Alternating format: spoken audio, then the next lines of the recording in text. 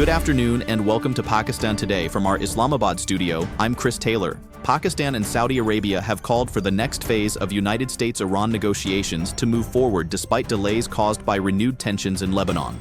Prime Minister Shehbaz Sharif and Saudi Crown Prince Mohammed bin Salman discussed regional peace efforts and emphasized the importance of resolving outstanding issues through dialogue and diplomacy. Pakistan stated that the peace initiative has the backing of Saudi Arabia and other Gulf states. The two leaders also reviewed progress on a long-awaited bilateral economic package aimed at boosting trade, investment, and cooperation between Islamabad and Riyadh. In another key diplomatic development, Pakistan's Deputy Prime Minister and Foreign Minister Ishaq Dar will travel to Egypt on Sunday to attend the fourth meeting of the R4 Group. The gathering in Cairo will bring together the foreign ministers of Egypt, Saudi Arabia, Turkey, and Pakistan.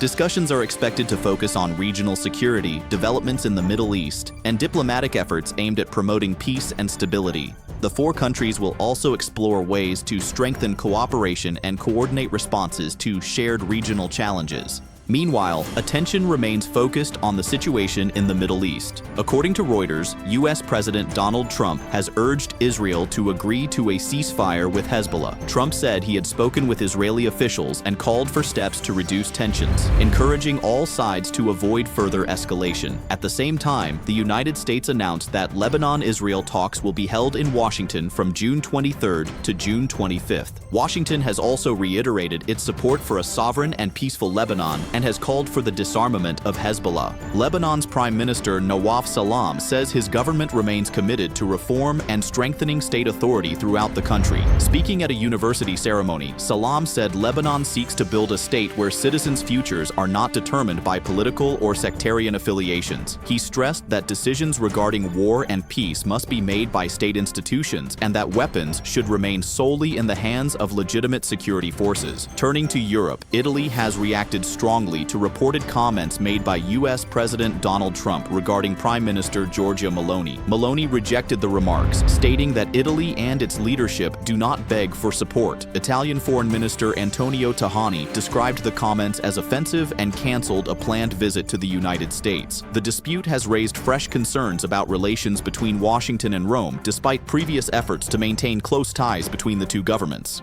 We now move to the United Kingdom, where a train collision has been reported north of London. British Transport Police say two trains were involved in a reported collision near Bedford. Emergency responders, including ambulance crews and fire service personnel, were quickly dispatched to the scene. Unverified footage circulating online appeared to show damaged rail carriages and passengers standing near the tracks, while reports suggest that some people may have suffered injuries. And finally, Pakistan's Prime Minister Shehbaz Sharif has announced a major reduction in petroleum prices.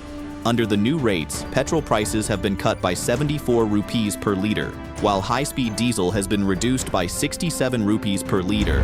Following the official notification, petrol will now cost 299 rupees and 78 paisas per liter, while diesel will be priced at 311 rupees and 78 paisas per liter. The government says the reductions have been made possible by declining international oil prices and improving regional economic conditions. Officials expect the move to provide significant relief to consumers, businesses, and the transport sector. That's all for now. You're watching Pakistan Today. I'm Chris Taylor.